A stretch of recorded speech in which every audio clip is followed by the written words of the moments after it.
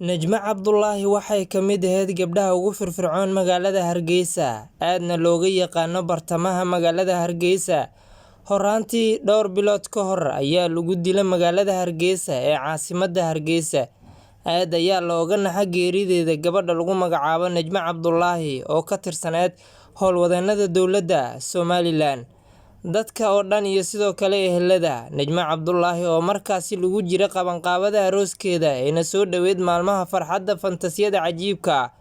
Waxay u dabaaldegi rabtay maalmaha ugu macaan ee nolosha, laakiin askari ka tirsan ciidanka Somaliland ayaa ku waxyeeleeyay isla markaana iyadoo wadata gaarigeeda ku dhex dilay bartamaha magaalada Hargeysa ee isbitaalka weyn.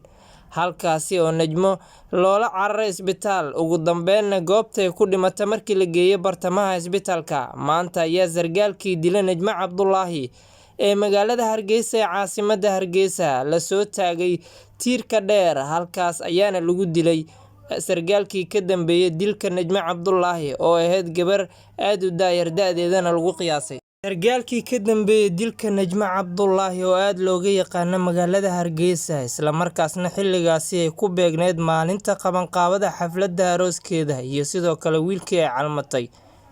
Waxay aamini waayeen geerida ku timid iyo sidoo kale muranka soo kala dhexgalay sargaalka iyo Najma Cabdullaahi oo ka mid ahayd gabdhaha ugu fudfudud isla markaana howlkarka ah magaalada Somaliland.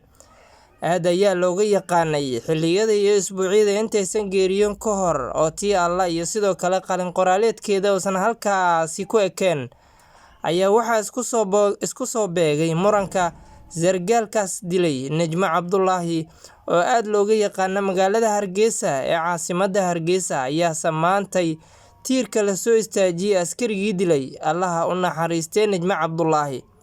Waxayse kulansatay gabadha keliya ee qabanqaabadeeda xafladda lagu jiray, isla markaana bartamaha magaalada Hargeysa oo dhan waxay noqotay midii ugu hadalhaynta badneed tan iyo dhowrkii bilood ee lasoo dhaafay intay haasanta Allaha u naxariistay. Intaysan geeriyoon ka hor ayay ahayd arooskii ugu saameynta badnaa ee qabanqaabadiisa ay ka socotay guud ahaan magaalada Hargeysa, laakiin manaxahaas ayaa sababsaday inuu dhaafiyo nolosha. Isla markaana maanta ayaa laga dabageeyay sargaalkaas oo isla markaana lagu toogtay magaalada Hargeysa.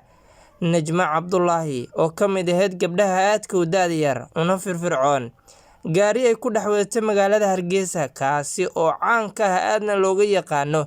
Gaarigaas oo aabaheed u gaday, isla markaana ay qayb ka ahayd gabdhaha saameynta weyn ku lahaa dowladda Somaliland, dhaqdhaqaaqa iyo sidoo kale howlgalnimadana ay aad ugu wanaagsaneyd. Ayaase maantay waxaa la soo taagay sargaalkii ka dambeeyay dilka Najma Cabdullaahi, Allaha u naxariistay. Dadka magaalada Hargeysa ayaase aad uga falceliyeen dhacdada maantay ay ku dhaqaaqeen ciidamada magaalada Hargeysa, kuwaasi oo aragtiyo kala duwan dadka shacabka ay ka bixinayeen dilka sargaalkii ka dambeeyay inanta Najma Cabdullaahi, taasi oo horaantii dhowr bil ka hor ku geeriyootay magaalada Hargeysa. Gacan ku dhiglaha maanta la dilayna oo sababay